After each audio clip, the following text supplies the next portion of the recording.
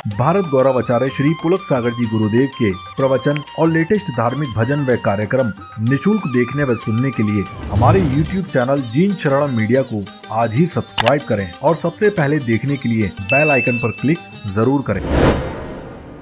आज एक षड्यंत्र चल रहा है पूरे देश में,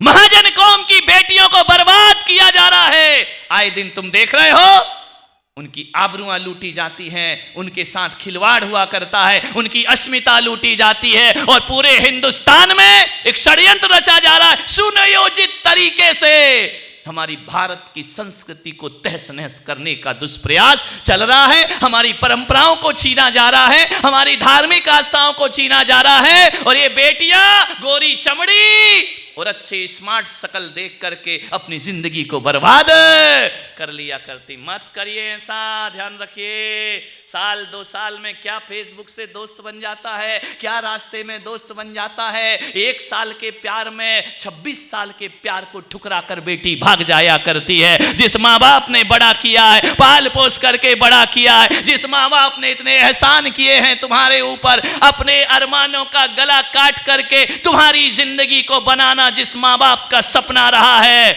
जिस माँ बाप ने तुम्हें इज्जत की जिंदगी दी है, आज उस माँ बाप का सिर झुकाकर समाज में तुम चंद दोस्तों के साथ भाग जाया करती हो। ध्यान रखिए, ये कैसा तुम्हारा जीवन है। मान्यवर, निवेदन है मेरा आपसे, मैं माताओं बहनों से भी निवेदन करूंगा, अपनी बेटियों को विश्व सुंदरी बनाने का सपना मत देखो, अपनी बेटियों को मिस वर्ल्ड बनाने का सपना मत देखो। इतना आधुनिकता में मत ढालो कि मेरी बेटी मिस वर्ल्ड बनेगी, मिस यूनिवर्स बनेगी, विश्व सुंदरी बनेगी। मैं पुलक सागर सपना देखता हूं, तुम माँ बाप होके बेटी को विश्व सुंदरी बनाने का सपना देखते हो। और मैं संत होके कहता हूं, मेरी समाज की बेटी विश्व सुंदरी नहीं, मेरी समाज की बेटी तो ब्राह्मी सुंदरी और मैं ना सुंदरी बनना चाहिए। एक आदर्श स्थापित करना चाहिए, सीता जैसी सती बनना चाहिए। ध्यान रखना, सीता ने लाख प्रलोभन देने के बाद भी, 2 वर्ष तक रावण की लंका में रहने के बाद भी ना रावण के वैभव पर निगाह डाली, ना रावण की शक्तियों पर निगाह डाली, ना रावण की उपलब्धियों पर निगाह डाली। उसने कहा, होगा 3 खंड का अधिपति रावण, मेरा पति तो वनवासी राम ही हुआ करता है, उसके अलावा कोई और मेरा पति नहीं हो सकता है। ध्यान रखिए, कोई आकर्षण में नहीं फंसी सीता, ध्यान रखना। 1000 प्रलोभन दिए, तुझे लंका की महारानी बना दूंगा। सीता ने कहा, मैं राम की नौकरानी बनाकर जिंदगी काट लूंगी, लेकिन रावण की महारानी बनने को तैयार। क्या शील का प्रभाव था सीता का। एक तिनके के सहारे जहां चारों तरफ दुश्मन ही दुश्मन रहा करते हैं, एक तिनका यदि चरित्र का सामने कर देती थी तो रावण के पसीने छूट जाया करते थे सीता का स्पर्श करने के लिए। ध्यान रखना, एक तिनका भी हमारा सहारा बन जाया करता है। मान्यवर, ये हमारी समाज, हमारे देश के आदर्श हुआ करते हैं। मेरे समाज का एक धर्म ऐसा है, मेरे समाज में ऋषभ देव का दरबार लगता है, और जब दरबार लगता है, बेटी पूछती है कि पिताजी, आप 3 लोक के नाथ हैं, सारी दुनिया आपको माथा झुकाती है, आपके चरणों का वंदन किया करती है। बताओ पिताजी, क्या दुनिया में कोई ऐसा है जिसके आगे आपका सिर झुकेगा। ऋषभ देव ने कहा, ये जो अवसर्पणी काल है, इसमें काल दोष के कारण बेटियों, मुझे जब तुम्हारा विवाह करना पड़ेगा तो मुझे तुम्हारे पति के सामने मस्तक झुकाना पड़ेगा। मेरे समाज की बेटी कहती है, 3 लोक के नाथ मेरे पिता, जिसे सारा ब्रह्मांड प्रणाम करता है, हम तुच्छ बेटियों के कारण हमारे पिता का माथा झुके। मेरी समाज की बेटी कहती है, हम आजीवन ब्रह्मचर्य धारण करते हैं, हम विवाह नहीं करेंगे, लेकिन अपने पिता का माथा झुकने नहीं देंगे। क्या आदर्श रहे उनके, आजीवन उन्होंने विवाह नहीं किया। ध्यान रखना, ब्रह्मचर्य की स्थापना करने वाली कोई देवी इस धरती पर हुई सबसे पहले तो ऋषभ पुत्री ब्राह्मी और सौंदर्य हुआ करती हैं। विचार करिए, सोचना है आपको, कहां गए वो आदर्श हमारे। ये ऐश्वर्या राय, ये दुनिया भर के कलाकार, फिल्मी, ये तुम्हारे आदर्श बन रहे हैं। ध्यान रखना, महापुरुष आदर्श नहीं बने।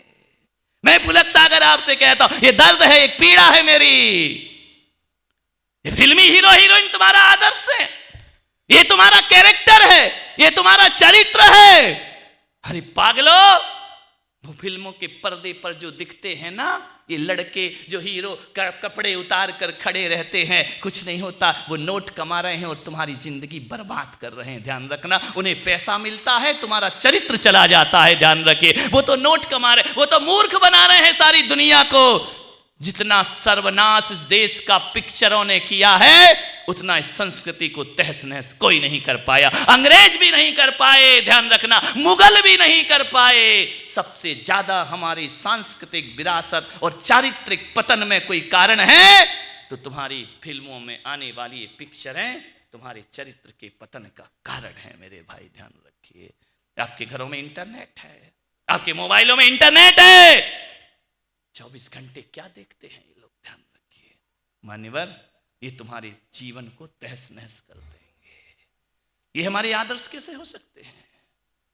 हमारी आदर्श सीता है, हमारी आदर्श द्रौपदी है, हमारी आदर्श चंदन वाला है, हमारी आदर्श मैना सुंदरी और सुरसुंदरी हमारे जीवन का आदर्श हुआ करती है। आपसे निवेदन करता हूं, इन बेटियों को इतने आधुनिक मत बनाओ।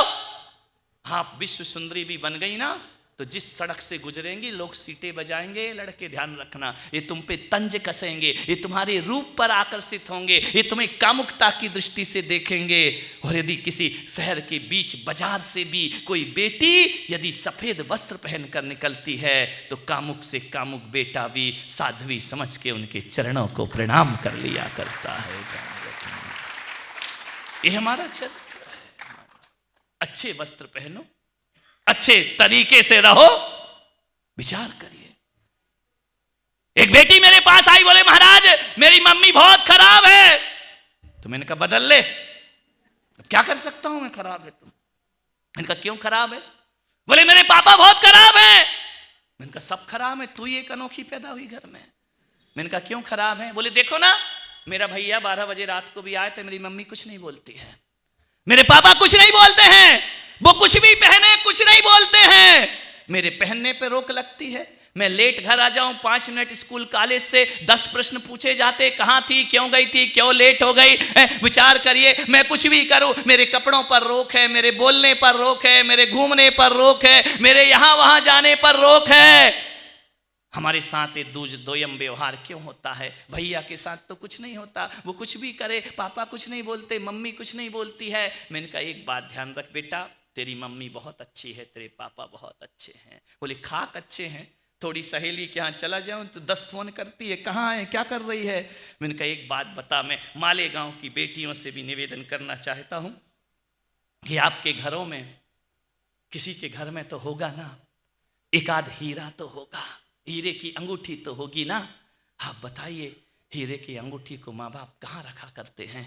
एक डिब्बी में रखते हैं ना, डिब्बी के ऊपर एक डिब्बा होता है, डिब्बा के ऊपर एक डिब्बा होता है, फिर वो अलमारी में जाता है, अलमारी के अंदर लॉक होता है, लॉक के लॉकर के अंदर एक और लॉकर होता है। कितने संभाल करके हीरे को रखा जाता है, हीरे को ऐसा नहीं रखा जाता है। लेकिन जब बाजार से सब्जी भाजी लाओ तो बताओ किस लॉकर में रखते हो? बेटी बोली वो तो ऐसे ही डाल देते हैं डोलची में। मैंने कहा एक बात याद रख बेटा, जो सब्जी भाजी हैं वो बेटे हुआ करते हैं, और जो हीरा है वो बेटियां हुआ करती हैं। ध्यान रखना, बेटी हीरा है, हीरे को संभाल के रखना पड़ता है।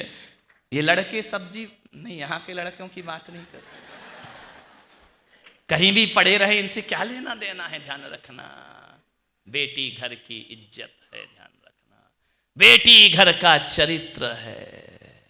विचार करिए, बेटी को बहुत संभाल के रखना पड़ता है। आज माँ बाप इस हालात में, इस वातावरण में बेटी को जन्म देने से डर रहे हैं। ध्यान रखिए, एक बेटी पैदा हो जाए तो एक बाप सोचता है, वो ऐसे जीता है, ऐसे जीते हैं मां बाप। एक बेटी को पालना हाथ पे अंगार रखने जैसा है। ध्यान रखना मान्यवर, मैं बेटियों से निवेदन करूंगा, विचार करना है आपको, ऐसे भागो मत। अंतरजातीय विवाह हो रहा है, अपनी धर्म संस्कृति को खोया जा रहा है, अपनी धार्मिक आस्थाओं से खिलवाड़ हो रहा है। मान्यवर, इससे ज्यादा पतन के रास्ते कोई दूसरे नहीं हो सकते हैं। ध्यान रखिए, आपसे निवेदन है, लव जिहाद करके पूरी दुनिया को बर्बाद किया जा रहा है। कीमत लग रही है बेटियों की, जैनों की बेटी इतने में, ब्राह्मण की बेटी इतने में, सिख की बेटी इतने में, इनका धर्म को नाश कर दीजिए।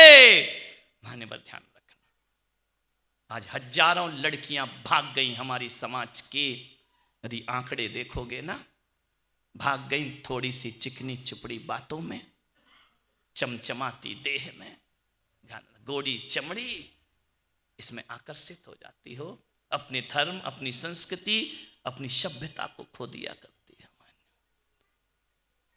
एक रेपुटेड लड़की, रेपुटेड परिवार की, फैमिली की लड़की भाग गई एक लड़के के साथ, जिस माँ बाप ने इतनी इज्जत कमाई थी समाज में, जिसने बड़ा अपनी प्रतिष्ठा बनाई थी समाज में।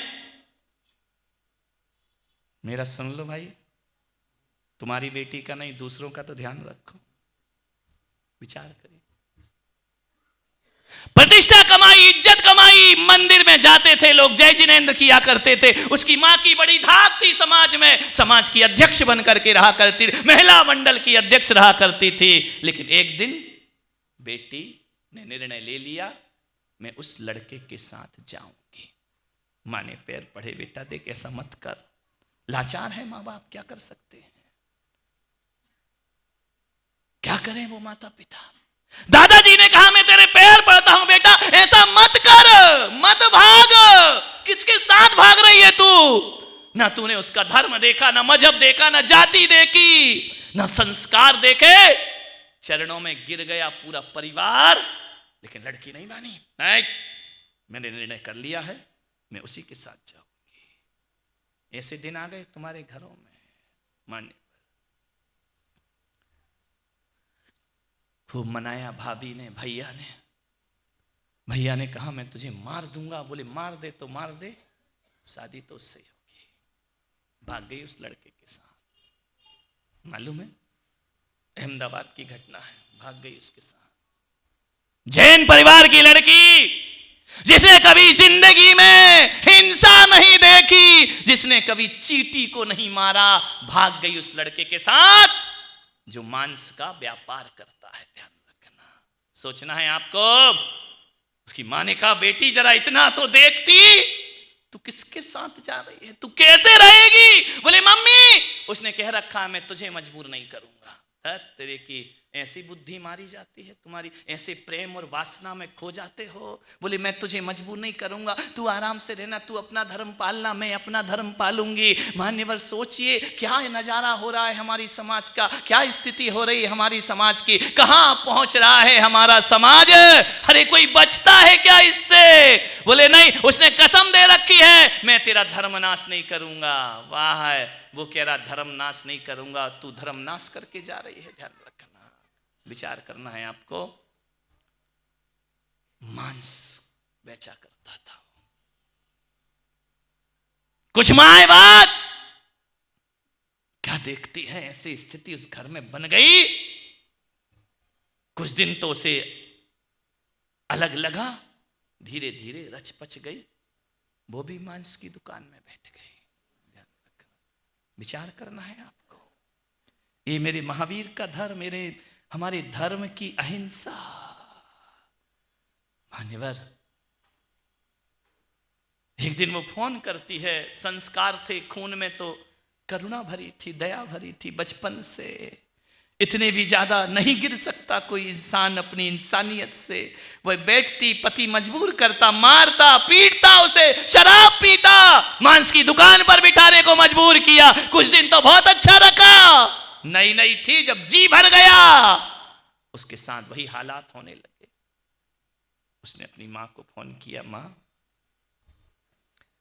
2 साल बाद, मम्मी ये मेरा पहला और आखिरी फोन है। मां ने कहा क्या हुआ बेटा? बोले तू सच कहती थी, तूने सच कहा था, उस समय तूने समझाया था, मेरा मन नहीं, मैंने तेरा कहना नहीं माना, आज खून के आंसू रो रही हूं मैं। हाँ, जीना नहीं, मृत्यु के मरने के समान है मेरा जीवन। मम्मी मैं तुझसे अंतिम बार कहती हूं, अंतिम बार, आखिरी बार, मुझे माफ कर दे मां, माँ तो गंगा की धार होती है ना, करुणा का हृदय होती है। उसने कहा बेटी चिंता मत कर, तू घर वापिस आ जा, छोड़ दे उसे, मैं तुझे फिर अपना लूंगी। उसने कहा नहीं मम्मी, पूरे घर को कलंकित कर दिया मैंने, पूरे घर के माथा झुका दिया मैंने, समाज में तुम्हारी प्रतिष्ठा मैंने मिट्टी में मिला दी। मम्मी बस मेरे एक ही इच्छा थी कि एक बार मैं आपसे बात कर लूं, मेरी हिम्मत नहीं हो रही थी। आज मुझे भैया याद आ रहा है, आज मुझे पापा याद आ रहे हैं, दादाजी याद आ रहे हैं, लेकिन आज मैं कहीं नहीं जा सकती हूं, ना समाज में, ना घर में, ना परिवार में। मम्मी आखिरी बार तू मुझे माफ कर देगी ना? माँ ने कहा ऐसा मत बोल, मैं आती हूँ तुझे ढूंढती हूँ। बेटी ने फोन कट कर दिया। आज के बाद कभी फोन नहीं आएगा माँ। वो मालूम है वो अहमदाबाद की लड़की पंखे में लटक कर जीवन की आहुति दे दिया करती है। ये प्यार है, ये मोहब्बत है।